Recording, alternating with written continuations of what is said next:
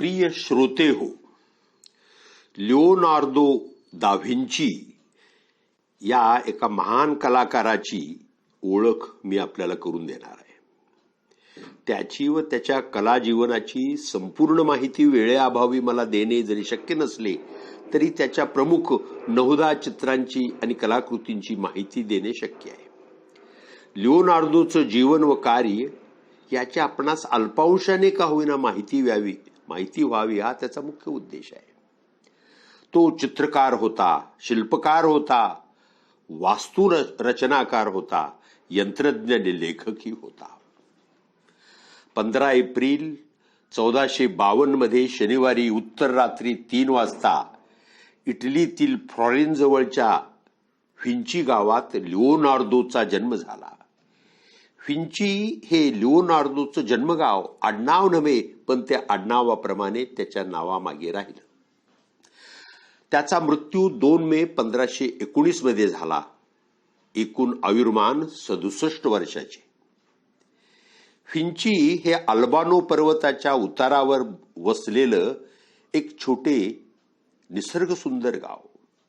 एका बाजूला आर्नो नदीचा उतार तर दुसरीकडे अल्बानो पर्वताची उंच शिखरे, थंड पाण्याचे खळाळणारे झरे, सपाट जमिनीवर समृद्ध शेती. अल्बानो पर्वताच्या शिखरावरून 40 मैलावरील भूमध्य समुद्र दिसतो. आर्नो नदीच्या कुशीतील फ्लोरान्स ही कलासक्त आणि महत्वाकांक्षी माणसांची कर्मभूमी दिसते. ऑलिव्ह आणि सायप्रस वृक्षांची दाटी असलेल्या डोंगर उतारावरून छोट्या लिओनार्दोने खूप भटकंती केली. उतारावरच्या बागा, छत्रीच्या आकाराचे पाईन वृक्ष, असंख्य फुले आणि वनस्पतींनी बहरलेल्या पाऊलवाटा हे सारं अनुभवताना त्याचं बालमन हर्षविभोर होत असे.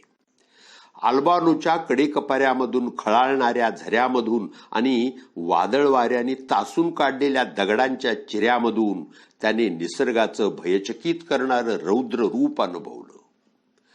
बालमनावर कोरल्या गेलेल्या या प्रतिमा लिओनार्दोच्या चित्रामधून अटळपणे येत गेल्या. समर्थ रेषेने कडेकपारी, झाडं झुडपं अचूक तपशिलासह त्याने जिवंत केली. व्हर्जिन ऑफ द रॉक्स सारखी चित्र त्याने बालपणीच्या अनुभवामुळेच प्रभावीपणे काढली. निसर्गसम्मुख उत्कटता त्याच्या सर्व चित्रांमधून जाणवते. लिओनार्दोचा जन्म एका साध्या शेतकऱ्याच्या कौलारू घरात झाला. हे घर 2 भागात विभागलेलं, निम्मा भाग राहण्यासाठी तर उरलेल्या भागात धान्य साठवण्याचे कोठार, मळणी करण्याची जागा, ऑलिव्ह फळांचं तेल काढण्याची तेलाची घाणी इत्यादींनी व्यापलेला होता. येशूचा जन्म गोठ्यात झाला. लिओनार्दोचा जन्मही थोडाफार तसाच आहे. त्यामुळे ख्रिस्त जन्माचा सोहळा रंगविणारी अडोरेशन ऑफ द मॅगी यासारखी प्रभावी चित्र तो काढू शकला. लिओनार्दोला वडिलांकडून प्रतिष्ठित घराण्याचा वारसा मिळाला.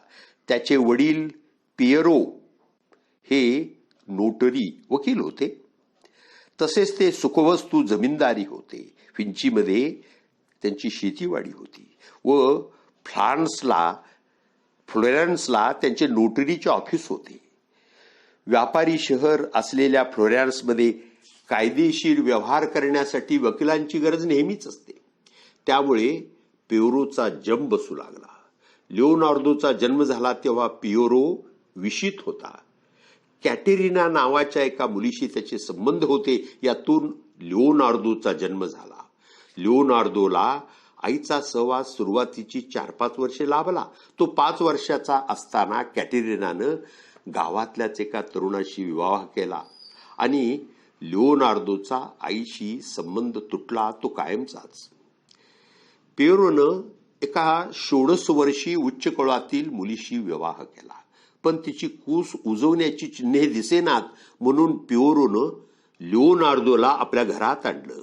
तिथे आजोबा, आजी, काका, सावत्राई यांच्या सहवासात त्याचं बालपण सुरू झालं. अनावरस मुलं ही त्या काळात कुटुंबियाकडून स्वीकारली जात. समाजाला अशा संबंधाबद्दल फारसं वावगं वाटत नसे. लिओनार्दोची पियोरोच्या घरात उपेक्षा अशी झाली नाही, पण भावी आयुष्यात त्याने आई वडिलांचा उल्लेख कधीच केला नाही. आईचा प्रत्यक्ष सहवास न मिळाल्याने नंतरच्या आयुष्यात त्याने मातृत्वाच्या उदात्त कल्पनेचा पाठपुरावा केला. पिओरोच्या घरात लिओनार्दोचं शिक्षण झालं. वाचन, लेखन, गणित हे त्या काळात शिकवले जात. इटालियन बरोबर लॅटिनही शिकवली जाई. लॅटिन शिकणे प्रतिष्ठेचे मानले जाई, कारण ती ज्ञानभाषा होती. लिओनार्दो डावखोरा होता. तो डाव्या हातानं लिही व चित्रेही काढी. इतकेच नव्हे तर तो आरशात दिसतात तशी उलटी अक्षरे काढी. त्यामुळे त्यानं लिहिलेलं कोणाला वाचता येत नसे नव्हे, ते वाचता येऊ नये हीच तर त्याची इच्छा होती. सर पिओरो यांच्या कामाचा व्याप वाढत गेला म्हणून त्यांनी आपलं सर्व कुटुंब फिंचून फ्लोरेन्सला हलवलं. लिओनार्दो त्यावेळी 10-12 वर्षाचा होता.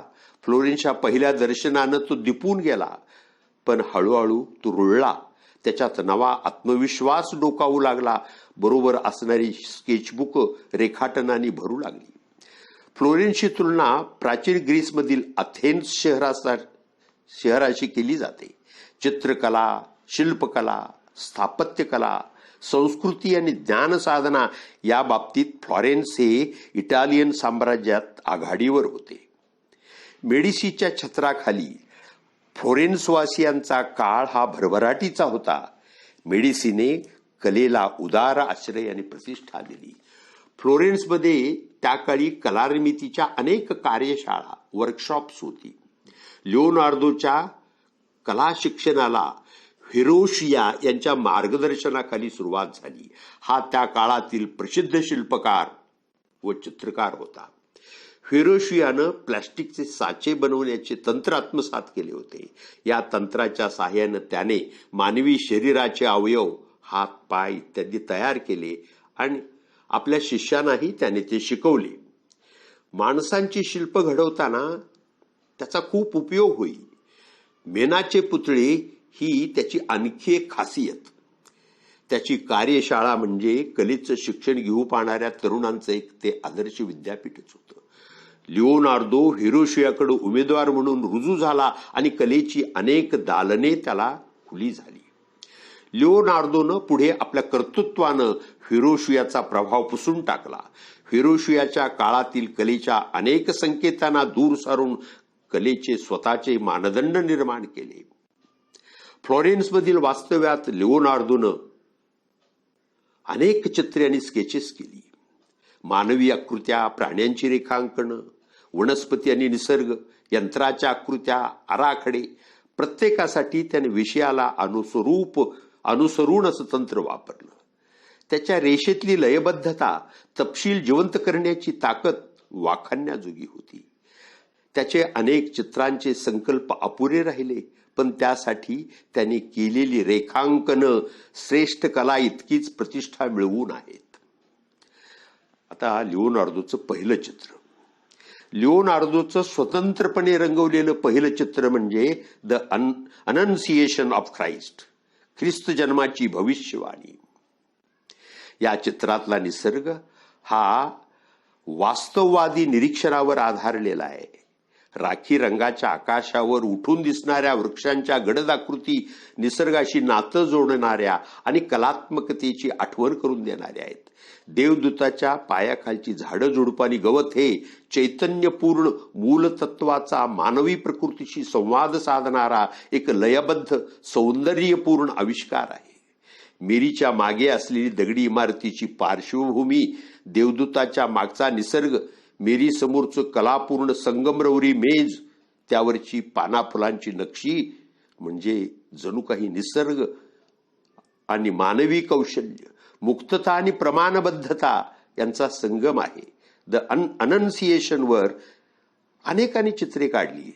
त्यात गॅब्रिएल व मेरी यांच्या भेटीतील नाट्य, मेरीच्या भावनांची आंदोलनं ही लिओनार्दोनंच अतिशय प्रभावीपणे टिपली. दुसरं चित्र अडोरेशन ऑफ द मागी, ख्रिस्त जन्माचा हा प्रसंग आहे. हा अलौकिक क्षण अनेकांनी आपापल्या परीने साकार केला. मागी याचा अर्थ ज्ञानी माणसं.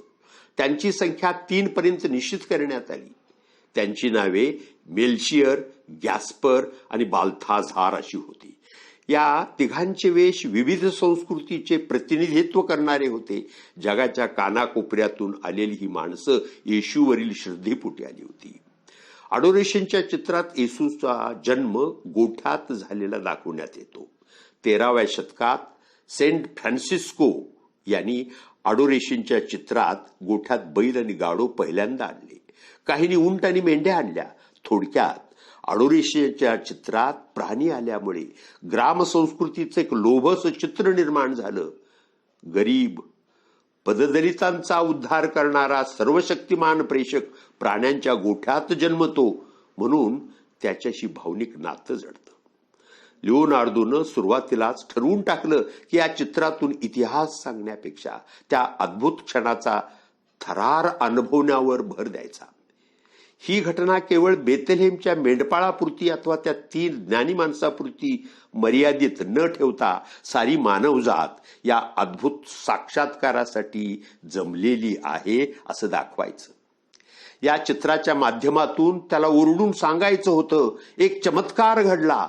बेथलेहमवर एक तारा प्रकाशमान झाला. देवाचा पुत्र जन्मला. देवाचा पुत्र जन्मला. बातमी वाऱ्यासारखी पसरली आणि गरीब आणि श्रीमंत, तरुण आणि वृद्ध, श्रद्धाळू आणि नास्तिक सर्व स्त्री पुरुष हे अक्रीत अनुभवण्यासाठी धावत आले. ताना येशू व त्याची आई मेरी या चैतन्याचा केंद्रबिंदू होती. लिओनार्दोनं भराभर स्केचेस करायला सुरुवात केली.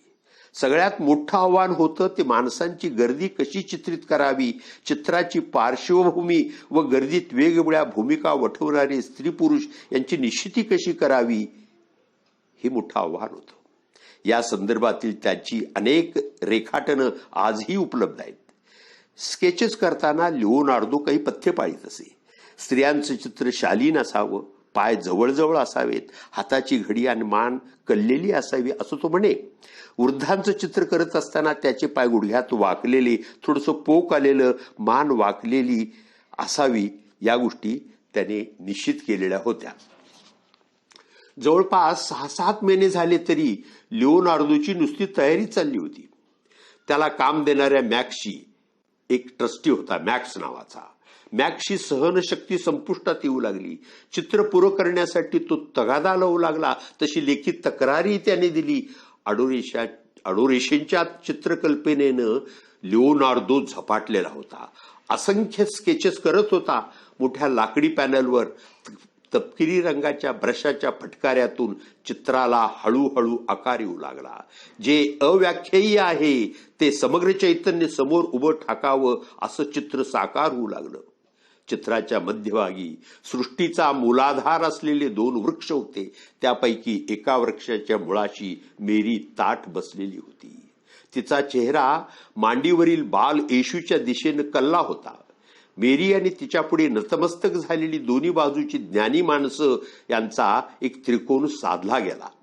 या त्रिकोणाच्या वर एक अर्धवर्तुळाकृती कमान साऱ्या अवकाशाला व्यापून उरली होती व मानवतेची सारी रूप दाटीवाटीनं त्या कमानीत उभी होती. या साक्षात्कारी क्षणांचं आश्चर्य प्रत्येकाच्या चेहऱ्यावर दिसत होतं. अज्ञात नियतीच्या सूत्रांनी बांधलेली ही जीवसृष्टी लिओनार्दोनं या चित्रात साकारली होती. भावनांचा आध्यात्मिक कल्लोळ दाखवला होता. मेरीच्या डोक्यावर जी माणसांनी बनलेली कमान होती ते देवदूत असावेत असं वाटत होतं. लिओनार्दोचं चित्र हे एवढ्यावरच थांबलं. ते पूर्णत्वास कधी गेलंच नाही. लिओनार्दोचं व्यावहारिक पातळीवरील अपयश आणि फ्लोरेन्स सोडून जाण्याची धडपड, पूर्णतेचा हव्यास, कामातून उडालेलं लक्ष हे ते चित्र अपूर्ण राहण्याची कारणे होती. अडेरोशनचं चित्र जर पूर्ण झालं असतं तर कला जगतातील तो एक चमत्कार ठरला असता. आज या अपूर्ण रूपातील चित्रालाही लिओनार्दोचं एक महत्वाचं चित्र मानलं जातं. पुढे कलाकृती अर्ध्यावर सोडून देण्याची त्याला सवयच लागली. लिओनार्दोचं 3रं चित्र सेंट जेरोमचं.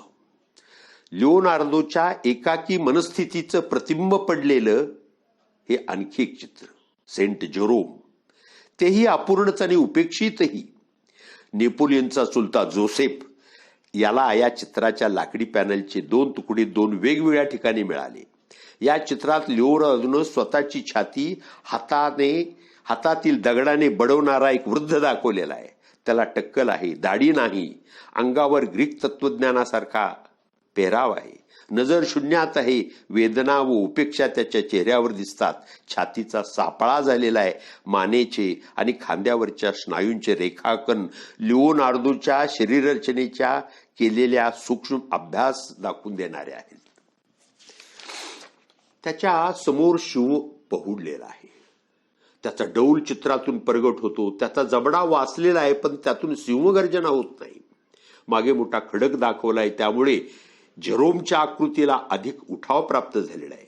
ज्ञानप्राप्तीची आस ही जेरोमची मूलभूत प्रवृत्ती होती. ही आसक्ती हृदयातून उपटून कायमची फेकून देण्यासाठी तो आत्मक्लेश करत होता. चौथे एक चित्र, व्हर्जिन अँड चाइल्ड. मेरी आणि बाल येशूची वात्सल्यपूर्ण चित्रे काढण्यात त्यांनी नंतरची अनेक वर्षे व्यतीत केली. व्हर्जिन अँड चाइल्ड हा मध्ययुगापासून चालत आलेला एक लोकप्रिय विषय. पुढे खरोखरच्या खऱ्या मुलांचा आणि खऱ्या स्त्रियांचा मॉडेल म्हणून वापर करण्यात आला. ही चित्रे मेडोना ऑन द चाइल्ड म्हणून प्रसिद्धीस आली. लिओनार्दोची म्हणून समजली जाणारी 4 चित्रे आजही उपलब्ध आहेत. पाचवे चित्र, मेडोना ऑफ द रॉक्स.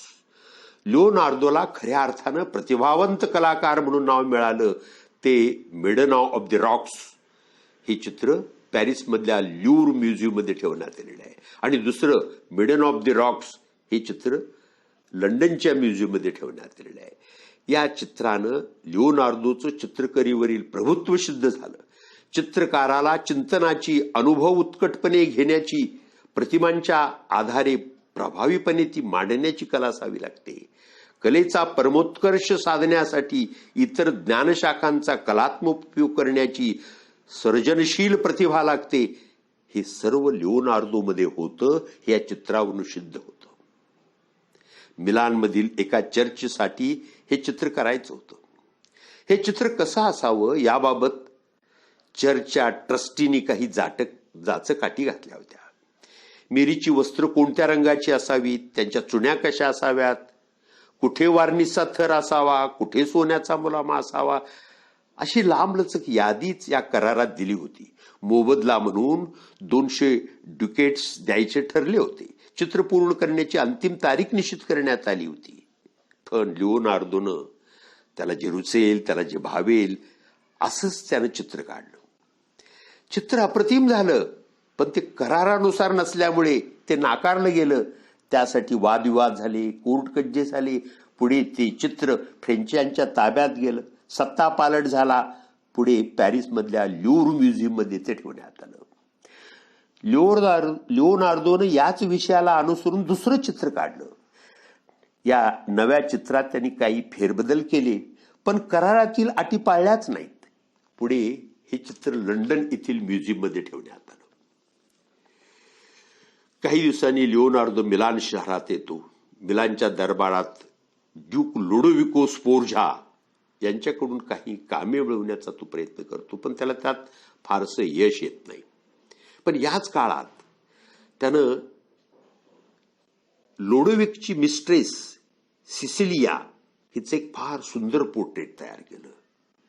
या पोर्ट्रेटमुळं त्याला बऱ्यापैकी प्रसिद्धी मिळाली. नंतर वृद्ध आणि तरुण माणसांचे समोरासमोर चेहरे असलेलं एक रेखाचित्र त्यानं काढलं. तारुण्य आणि वृद्धत्व या जीवनात अटळपणे येणाऱ्या 2 अवस्थांचं हे अतिशय प्रभावी रेखाटन. हेही एक गाजलेलं चित्र. समोरासमोर उभ्या असलेल्या व्यक्तीतील विरोधाभासामुळे हे चित्र अतिशय सुंदर झालं. त्याची 8वी कलाकृती मिलानमध्ये फ्रान्सिस्को स्फोर्झाच्या अश्वारूढ पुतळ्याचं काम लिओनार्दोच्या प्रतिभेला साजेसं काम मिळालं. लोडोविकोचे वडील फ्रान्सिस्को यांनी मिलानची सत्ता हस्तगत केली. त्याचं भव्य स्मारक करण्याची लोडोविकची इच्छा होती. लोडोविकोनं हे काम लिओनार्दोकडे दिलं आणि पुढे तब्बल 16 वर्षे लिओनार्दो हे शिल्प करण्याच्या कामात गुंतून गेला. दुर्दैवानं ते शिल्प पूर्ण झालं नाही. फ्रान्सिस्कोच्या अश्वारूढ पुतळ्यानं लिओनार्दोला झपाटून टाकलं. आतापर्यंतच्या शिल्पकारांच्या मर्यादा ओलांडण्याचा त्यांनी निर्धार केला. आतापर्यंतच्या शिल्पापेक्षा तो किमान दुप्पट मोठा असणार होता. त्याचं मोजमाप भव्य दिव्य असं असणार होतं. पुतळ्याची उंची 22 फूट अशी त्याने निश्चित केली. हा भला मोठा अश्व पुढे दोन्ही पाय उचललेले आणि मागच्या 2 पायावर उभा असलेला अशा स्थितीत तो दाखवणार होता. ब्रॉन्झ धातूमधलं मागच्या 2 पायावर तोल सांभाळणारं घोड्याचं अजस्र धूड भक्कमपणे कसं उभं करायचं, त्याचा समतोल कसा राखायचा, हा खराखुरा यक्ष प्रश्न होता. जवळजवळ 3 वर्षे लिओनार्दोनं पुतळ्याचं ओतकाम कसं करायचं याची योजना आखण्यात घालवली. घोड्याचं तोंड, मान, पाय यांच्या साच्यासाठी केलेलं रेखाटन आजही उपलब्ध आहे. पुढे सत्तांतर झालं, लिओनार्दोचं वय वाढलं आणि त्यामुळे तो 2 पायावर उभा असलेला घोड्याची कल्पना त्याला सोडून द्यावी लागली. नंतर पुढे मंदपणे टापा टाकत जाणारा घोडा त्यानं करायचं ठरवलं. पण त्यासाठी प्रथम मातीत घोड्याचं शिल्प साकार केलं. ते पाहून एका रात्रीत लिओनार्दोचं नाव सर्वांच्या तोंडी झालं. या घोड्याच्या शिल्पानं त्याला अमाप प्रसिद्धी मिळवून दिली.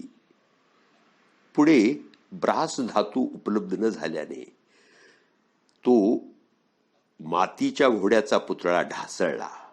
काम अर्धवट टाकणारा कलावंत असाच त्याचा लौकिक झाला. 9वं एक चित्र, द लास्ट सपर, प्रभू भोजन. बायबलमधील हा एक महत्वाचा आणि नाट्यपूर्ण प्रसंग. येशूला क्रुसावर बलिदान करावं लागणाऱ्या प्रसंगापूर्वीचं हे प्रभू भोजन. भोजन चालू असताना येशू एक भाकर हातात घेतो आणि त्याचे तुकडे करून शिष्यांना देतो आणि म्हणतो, ही भाकर घ्या आणि खा, कारण हे माझं शरीर आहे. मग त्याने पेला हाती घेऊन तो शिष्यांना दिला व म्हणाला, तुम्ही प्रत्येक जण यामधून प्या, कारण देव व मानव यामध्ये जो नवा करार झाला आहे त्या करारावर माझ्या रक्ताने शिक्कामोर्तब करण्यात आलेले आहे. अनेक लोकांच्या पापांना क्षमा व्हावी म्हणून माझं रक्त ओतलं जात आहे. इथून पुढे मी आपल्या पित्याच्या राज्यात तुमच्याबरोबर नवा द्राक्षरस पिन, अशी ही बायबलमधील कथा. या प्रभू भोजनास 12 शिष्य हजर होते. या शिष्यांनी पुढे ख्रिस्ती धर्माचा प्रसार केला. प्रभू भोजन हा एक धार्मिक विधी बनला. ब्रेड आणि वाईन ही त्याची प्रतीकं बनली. लिओनार्दोच्या मनात जवळपास 15 वर्षे द लास्ट सपर हा विषय घोळत होता. या चित्रात येशू आणि त्याचे 12 शिष्य एका टेबलावर जेवायला बसलेले दाखवायचे आणि त्यांच्या चेहऱ्यावरील भाव आणि देहबोली याच्या माध्यमातून प्रभू भोजनाची सारी कथा सांगायची. हे मोठं आव्हान होतं. चित्राची रचना, रंगसंगती, त्यातला धार्मिक आशय हे सारं दृश्य प्रतिमामधून दाखवण्यासाठी मोठ्या कल्पकतेची गरज होती. अनेक कलाकारांनी अगदी 6व्या शतकापासून हा प्रसंग रेखाटला. त्यामध्ये येशूचा विश्वासघात करणारा जुडास यालाच अधिक महत्व दिले. द लास्ट सपर या चित्रातील लिओनार्दोचं वेगळेपण आणि मोठेपण लक्षात येतं. ते त्याने बाह्य नाट्यमयतेपेक्षा शिष्यामध्ये निर्माण झालेल्या मानसिक संघर्षाला अधिक महत्व दिले. यासाठी त्याने असंख्य रेखाटनं केली. प्रत्येक शिष्य जिवंतपणे साकार करण्यासाठी योग्य चेहरा शोधण्यात अनेक दिवस घालवले. सर्व शिष्यांचे चेहरे मिलानच्या परिसरात त्याला सापडले. लिओनार्दो एखादी मानव आकृती रंगवताना प्रथम त्याचा स्वभाव, दर्जा, प्रवृत्ती, सामाजिक स्तर इत्यादी लक्षात घे. अशी माणसे कुठेही सापडतील याचा अंदाज घेऊन त्या वस्त्या पालत्या घाली. एखादा योग्य माणूस दिसला की त्याच्या चेहऱ्याची ठेवण डोळ्यात साठवत त्याच्या नोंदी रेखाटन करी. उत्कृष्ट रेखाटनांचे नमुने म्हणून आजही त्याच्याकडे पाहिले जाते. जुडास सापडायला मात्र बरेच प्रयास पडले. लिओनार्दो त्यासाठी अनेक दिवस वन भटकला. 3 वर्षाच्या करारातील दिवस असेच वाया चालले होते. विश्वस्ताना, त्यातल्या त्यात प्रायोर हा एक ट्रस्टी होता. लिओनार्दोच्या कामाची ही पद्धत पसंत नव्हती. लहर लागली की तासन तास काम करायचं, कधी काम न करता नुसतंच बसून राहायचं. ही निष्क्रियता प्रायोरना आवडली नाही. त्यांनी थेट लोडोविकोकडेच लिओनार्दोच्या वेळ काढूपणाची तक्रार केली. लोडोविकोनं लिओनार्दोला बोलवून त्याच्या कामाची चौकशी केली. लिओनार्दोनं आपल्या चातुर्यानं प्रतिभावंत कलावंत याच्या कामाची पद्धत समजावून सांगितली आणि आता फक्त 2च चेहरे सापडायचे बाकी आहेत. एक येशूचा. त्यासाठी मॉडेल शोधण्याची मला गरज नाही, तो माझ्या हृदयातच आहे. दुसरा जुडास, त्याचंही असंच. ज्या माणसाने विश्वनिर्मात्याचा विश्वासघात केला, त्याचं मन इतकं दुष्ट होतं की त्याचा चेहरा साकारण्याची क्षमता माझ्यात नाही, पण तरी त्याचा शोध मी चालूच ठेवेन. समजा नाहीच मिळाला तर तगादा लावणाऱ्या पाहेरचा चेहरा आहेच की. या विनोदानं लोडोविकोच्या चेहऱ्यावर सुद्धा स्मित उमटलं. लिओनार्दोनं या चित्रात शिष्यांचे 4 गट दाखवले आहेत. छोटे गट पडल्यामुळे चित्र अधिक जिवंत झालं. शेवटी भावना, विकार असलेली ही सर्व माणसेच आहेत. विश्वासघात ही जीवनात घडणारी नित्य घटना आहे.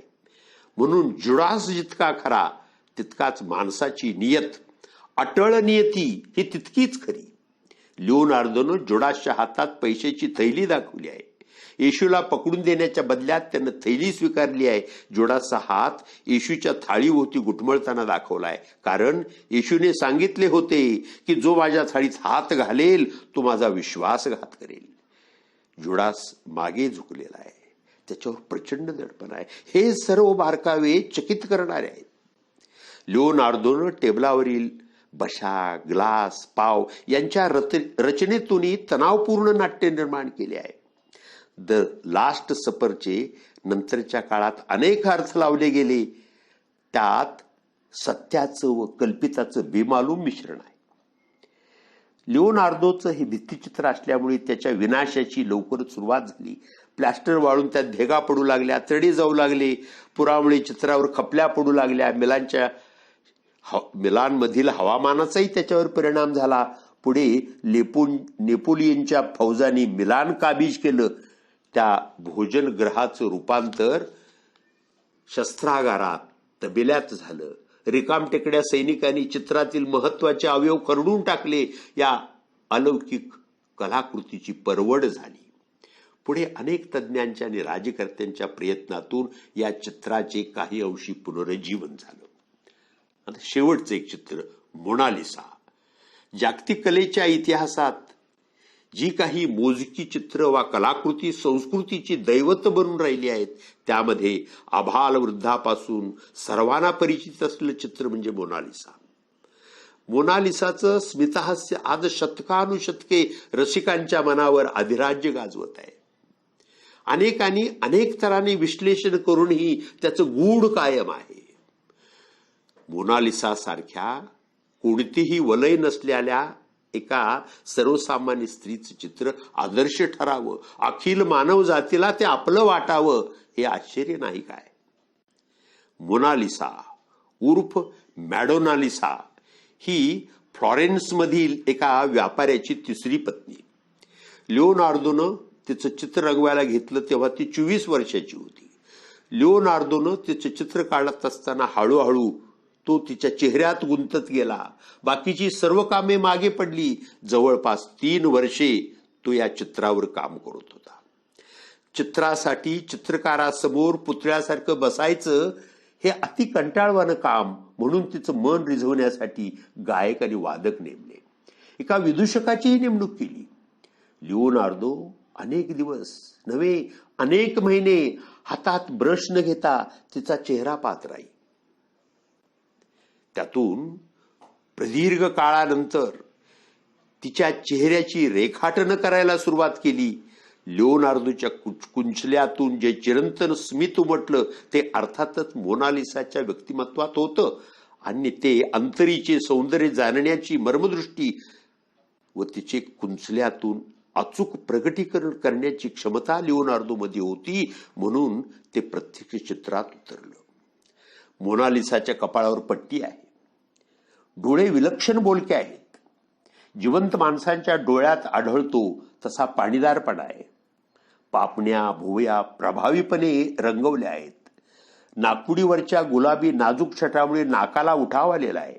ओठांची लाली व चेहऱ्याची कांती यांचा मिलाप तर इतका बेमालूम आहे की तो रंग नसून प्रत्यक्ष अंगकांतीच आहे असं वाटायला लागतं. तिच्या गळ्यावरील नसाची स्पंदने होत असताना जाणवतात. थोडक्यात मोनालिसाच्या जीवनचित्रानं पाहणाऱ्याच्या अंतरंगात रोमांच उभे राहतील असंच तिचं ते रूप होतं.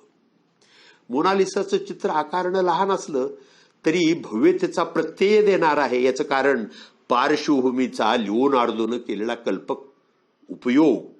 केवळ चेहरा न रंगवता लिओनार्दोनं मोनालिसाचे जुळलेले हात दाखवले आहेत.